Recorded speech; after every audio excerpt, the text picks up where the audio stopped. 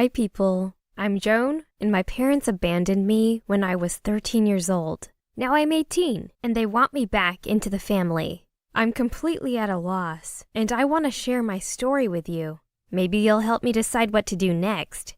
I had a completely average childhood. Definitely not the greatest, but not too bad either. There wasn't much money in my family. We lived in a tiny house with just a couple of rooms and no backyard. Our neighborhood was one of those where you could see the sheets drying right in the yards, and old women rinsing their clothes in the ponds. Typical outskirts of a city, I'd say. There were also many other kids around to play with. We've got a large company where children of different ages ran along each other. The older ones were looking after the younger ones, while our parents were busy working. Mine, for example, packed drugs on an assembly line at a local pharmaceutical factory. The neighbor boy's mother, for example, worked on an assembly line at a candy factory, and sometimes she brought home bags full of substandard goods. We all envied him. The rest of us rarely got sweets, if only on holidays or as a reward for very good progress at school. As for me, my studies didn't go too well. Therefore, I received candy only on holidays.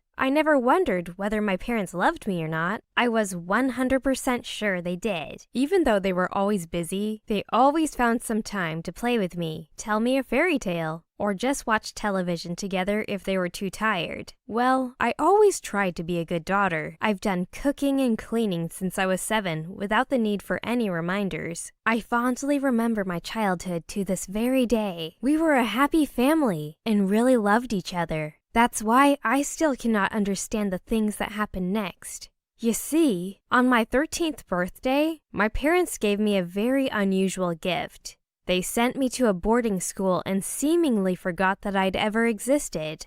That day, I came home from school hoping for a festive evening and even a gift or two. Instead, there was a social worker waiting for me in front of our house. My parents packed all my belongings beforehand and didn't even say goodbye to me. They just discarded me like trash and seemingly forgot about my very existence. The next few years turned into utter hell. The local children were actually okay. Yeah, I've got some problems, but managed to solve them quite quickly. I was never a sissy. I grew up in even worse general conditions as them. For example, I was shocked to discover that here they had 5 meals a day with fruits and sweets. I was able to blend in with the crowd without any difficulties. Yet my heart was still broken, and I felt empty inside. Just imagine what my life looked like. I lived at home with my mom and dad who loved me, tried to be a good daughter, and helped them with everything. I wasn't capricious. I studied to the best of my abilities. But then my parents just disposed of me. How would you feel in my position? I came to a conclusion that it was me who'd done something wrong and made my parents disown me. In several years, I eventually started to consider myself a bad person, unworthy of love and parental affection. I decided to achieve everything by myself. I didn't want to deal with other people, since nobody wanted me anyway. Now everything I did was geared exclusively towards my own survival. I didn't even have friends, because people like me had no need for them. It was very hard, but despite all the shed tears and all the sleepless nights, I finally achieved success. I got everything I could ever want. I finished school with the highest scores, entered a high-ranking university with a scholarship to boot. I've even managed to get a dwelling of my own. Usually our government loans kids from boarding schools dorm rooms, and I managed to get a whole apartment for myself. It's small, sure, but it's all mine. I legally own it now. Now, I'm 19 years old. My studies continue, and I have very promising work. I'm a nurse in a medical unit. Girls don't usually do such work, but I'm okay with it. When I finish my education, I'll be a full-fledged surgeon. Furthermore, my local supervisors have already promised me an internship, and when the local doctor retires, I'll take his place. In general, I've got a hold of my life. Everyone says that I'm too cruel with people sometimes. Well, my life was not too joyful either. I am who I am, and I don't care what the others say. And recently, my parents found me and suddenly requested for a meeting. For years, I've been trying to forget about them. For years, I've had nightmares where they abandoned me again and again. And now, when I finally managed to get a hold of my life, they showed up all of a sudden and asked for a meeting. Well, I'm a bitter girl, but not a sadistic one. Besides, I was really interested in what they would tell me, so I agreed. And as soon as we met, they began to cry and begged me to forgive them and return home. Such audacity. They threw me away themselves. And now they wanted to get me back? Naturally, I got up and left. I didn't even say anything to them. And now I'm forced to think about their actions once again. Why did they do this to me? I'm 100% not ready to forgive Mom and Dad. And I doubt I'd be able to understand them. But maybe I should have listened to what they were trying to tell me? What do you think? Greetings. I'm Evelyn, and I'm Joan's mom. There have been many mistakes in my life, and now my husband and I pay for the worst one of them. We abandoned our daughter while she was still a kid, and she can't forgive us now. But we had very real reasons to do so. We've always been living in debt. We bought our small house with a mortgage from the factory, and we've been paying for the mortgage for years. Sometimes we hardly had money for food, but we still survived. You see, everyone in our neighborhood lived in approximately the same conditions, and all of us considered them the norm. Then we had a baby. Our daughter made our life more difficult, but it was still bearable. I gave birth to Joan late in life. I was already 37 at the time. Everyone said that it would be better for us to remain childless. Still, we were doing just fine. We managed to make some savings beforehand and even made a nice nursery for our girl. They say that children are the incarnation of joy, and Joan certainly was our greatest treasure. We really loved our girl. We gave everything to her, even to the point that me and my husband starved so that Joan would get some food. At night, I made new dresses for our daughter from my own clothes and my husband's shirts. It paid out. My little Joan was always the most fashionable kid at school. No one else had such outfits. Life became easier after we paid off the mortgage. We finally had some spare money and even managed to buy our girl a tablet. It was the cheapest one, but still good enough for reading and web surfing. Joan has always loved to read, and the tablet soon became her favorite toy. She studied well, always helped us around the house, and generally grew up as an extremely good girl. Neighbors always complained that their naughty children did not obey them and constantly demanded newfangled smartphones and other gadgets. And Joan was happy with her old tablet, and time after time she told us that she didn't need anything. She even sometimes suggested us to buy me new winter boots, or to buy Dad a warm jacket instead of buying her gifts. And then the trouble came, one of those that you wouldn't be able to predict. My husband fell ill and had to go to the hospital. We had the cheapest kind of insurance, so it didn't cover his treatment. You see, the illness wasn't connected with his job, so the insurance was of no use. I had to take a loan at high interest rates to pay for the treatment. Of course, we did not tell anything about it to Joan. My husband and I didn't want to bother our child with unnecessary information. So she knew that Dad was in the hospital, even went there with me several times to visit him and drew some pictures for him. But she knew nothing about our financial troubles. You see, she was only 12 at the moment. The problem was that we had no way to pay back this loan. We scarcely even managed to cover the interest costs, but couldn't do anything with the principal part. That's how we ended up in a money pit. I went to the bank, asked for an extension, begged, and even suggested to work for them to repay the loan, but they didn't even listen to me. The bank sold our debt to collectors and washed its hands of it. And the collectors turned out to be utter monsters. From the doorway, they began to threaten us. They knew our weak spot. They didn't promise to set our house on fire or crack down on my husband and me. The collectors said that we were to bring them twice the amount of our initial debt in a couple of months, or we wouldn't see Joan ever again. Their main man, who has such a nasty smile, told us that he knew everything about our family, even which school our daughter went to and what time she usually remained at home alone. It was so easy for them to simply make her disappear without a trace. A nice incentive for unreliable borrowers, he said.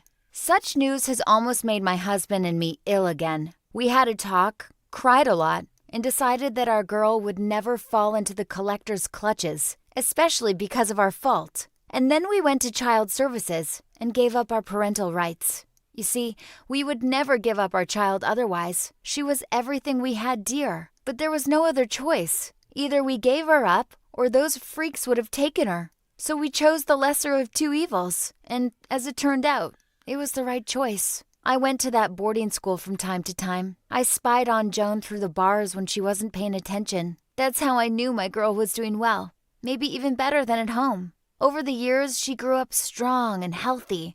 Of course, no money or food could be an adequate substitute to maternal care, but there was nothing else I could have done for her. As soon as Joan was taken away, we sold our house. My husband and I used the money to pay off the debt. The following years, we've literally lived in a cardboard box under the bridge. We ate from the garbage dump near the supermarket. A kind employee there always left us some food that was too damaged or rotten. We washed ourselves in a cafe nearby. We managed to keep our jobs, but didn't spend our salaries. Several times we had to buy some clothes so that they won't fire us, but that's all. Several years have passed, and we managed to buy the house back. And then my husband and I called our daughter and asked for a meeting. I don't blame Joan. I probably wouldn't listen to us either if I were her. I can't really forgive ourselves for all of the terrible things she had to endure. You are fortunate. You don't even know how painful it is when your only child turns away from you with hatred in her eyes. So this is my story. Judge for yourself. Whether my husband and I are truly guilty or deserve forgiveness. Which side would you take? Tell us in the comments. Would you forgive such parents if you were Joan? Do not forget to share the video with your friends and acquaintances. And always pay your debts on time, so as not to find yourself in a similar situation. Hello, my name is Natalia, and I'm a person who eats meat. Only meat. Nothing but meat. And all because my mother scoffs at me throughout my life. I don't remember myself in childhood, so I can't say whether it's always been like that. But from the age of 5, I know for sure that on our dining table, there was always hated meat. And that was the only thing I was allowed to eat. My dad preferred not to eat with us for an obvious reason. He was lucky. He was a military man, and he only came home to sleep at night and spent the rest of the time in the barracks. He ate there, according to the regimen and schedule. But the fact is that Mom had no restrictions on food. She can eat whatever she wants, for example, fruits or sweets. The truth is very tricky. She buys one thing, like one apple or a couple of sweets, and then eats them. She doesn't even hide the candy wrappers and leaves them in the bin. And her usual diet is porridge. Usually rice porridge, but maybe some other. I don't understand much about the kinds of it. I was dreaming to try porridge, at least once. You see, right? Not even a cake or oranges, but just porridge. The most usual, that one, that other kids hated. But my mom totally forbade me to do this, and she set the plate with another steak to me. By 12, I had learned to distinguish all sorts of meat in taste and smell. Usually it was pork, but sometimes lamb, beef, or something exotic like bear meat or elk came across. It was when Dad went hunting and got lucky. Do not get me wrong, I wasn't silent about that. I talked about my situation at school with a psychologist and our form master, with the cooks in the dining room, but my mom told them all, maybe even paid money, because even in the dining room, I still had a special menu. As you know, pocket money was also not given to me, so there would be no temptation. Once I decided to go for a trick, secretly in the schoolyard during the break, I exchanged meat on a chocolate muffin with my friend. But unfortunately, our plan was quickly revealed. The funny thing was that the high school students who smoked in that place told them about us. And they were not punished. But both of us got all the stuff. The teacher also said I was already old enough to understand I shouldn't play tricks with my health. But was I really all right? Nothing hurt. I didn't complain about anything except for a poor diet. All my problems were more psychological than physical.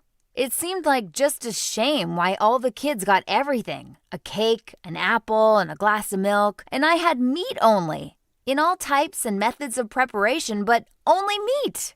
Honestly, I even contacted the guardianship service. I called there secretly at night from my cell so that Mom wouldn't accidentally catch me. But the guardianship service, which actually should track the cases of abuse, told me that I had made up this story or just don't know anything. And what I couldn't know?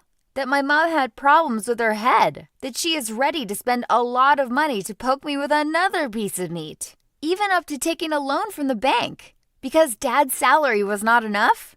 And all this, instead of just giving me a normal breakfast. I really did not understand. I didn't understand why adults allow this to happen to me. The girl from our school, who once came with a bruise on her arm and complained that her stepfather did it, was nearly taken to a foster family. And Mom scoffed at me for years and nothing. At 16, when I finally realized that nothing will change and nobody needs me, I decided to run away. I had no money with me, not even minimum pocket money, so I was supposed to leave light. I packed my school bag, folded my clothes there for the first time, the remnants of dinner, and my toothbrush, and jumped out the window at night. I didn't know what I was hoping for with such a brilliant plan. Only my escape lasted until the very first turn under the bridge. To be exact, it was not my plan. Just the headlights of a police car flashed ahead, and I jumped to the safest place. Well, as it seemed to me then, that's how I met the local clochards and their habits. At first they wanted to beat me, but then, after I got the food out, they even allowed me to warm myself near the barrel and put a piece of bread in my hand. I just didn't have the time to bite off a piece and enjoy its unusual taste when darkness fell. I woke up already in the hospital, with a terrible pain in my stomach and the understanding that happiness cannot be eternal. Mom was sitting next to me holding my hand, and from my stomach stretched some strange tube from which liquid came. And I myself also looked terrible. It turned out that I was found by the police, who came to the noise. Clochards was sharing my backpack while I was unconscious, and then they put me in an ambulance and brought me to the hospital. And when I got well, they locked me up at home and did not even go to school. The teachers worked remotely with me. They said that it was because of my health problems, but I was not sick. I'm locked up now. There are bars on my windows, and the only way to get in touch with the world is my laptop and Wi-Fi. I hope that someday the situation will change for the better. Well, or my next escape will be more successful. I'm Natalie's mother, and I want to tell you my version of what's happening. The fact is that Natalie doesn't really know everything, but I just don't know how to tell the kid that she's terminally ill. Natalie was born extremely weak, so that the doctors were afraid that she would not live even a month. She could not drink breast milk, and therefore experimentally, we turned to a special mixture, which practically consisted of protein and a special solution, where the patient was dripped in a coma, and up to 2 years, until her normal teeth appeared, she ate this. Any attempts to give Natalie something else ended in a hospital ward. Her body rejected fiber, did not tolerate lactose, fell into a coma from the slightest trace of gluten or sugar. We had no choice but to transfer her to a completely meat diet, a lack of vitamins to fill in with vitamins. At the age of 5, after my girl was treated with a cake at a kid's party, Natalie got into her first coma. She was on the verge of 4 days, and doctors' predictions were terrible. But everything worked out. Though she had something like amnesia, she absolutely didn't remember what she was doing before she fell unconscious. Well, that happened for the best. There is no need for a small kid to remember this. Unfortunately, it is impossible to explain to a small kid that she can't have sweets or just whatever she wants. Therefore, I had to limit her communication with other kids. Of course, at school, all the teachers and cooks knew about our special menu. So for at least half a day, I knew that Natalie was in good hands. But at school, there were some incidents. A couple of times, the teachers managed to take the wrong food from her, and once, they didn't. And again, a coma, this time for 3 days, and managed to promptly induce vomiting and clear the stomach of a piece of banana in it. Of course, Natalie's diet didn't apply to me and my husband. First, because meat is very expensive, and we simply have no money to feed the whole family with it. And second, we are adults, healthy people. My husband is constantly busy with physical activities, and he needs another, also special diet. It's easier with me, so I save the maximum on myself. A bag of rice costs a couple of dollars, and it's enough for a month. That's how we live. We work for food, just so Natalie would stay alive. But she doesn't understand this and accuses us of scoffing at her and torturing. She thinks I don't know about her calls to the guardianship service, the complaints to the teacher, but I know. And I cry at night from the fact that I can't explain to my daughter how much I love her.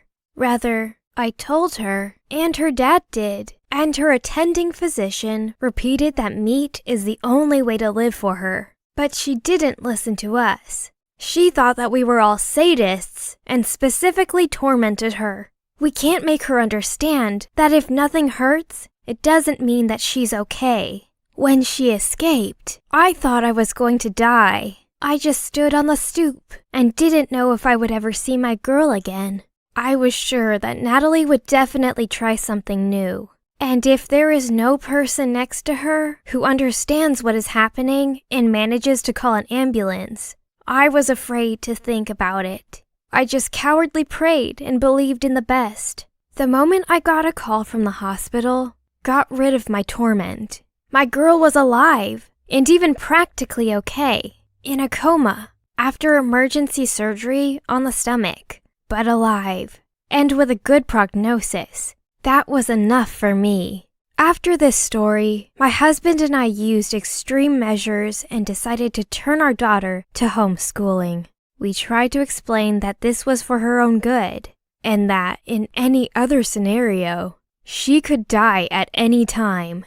Or worse, lose her identity. Because a coma is not a trip to a sanatorium, and the brain is damaged due to the lack of oxygen. But Natalie does not hear us.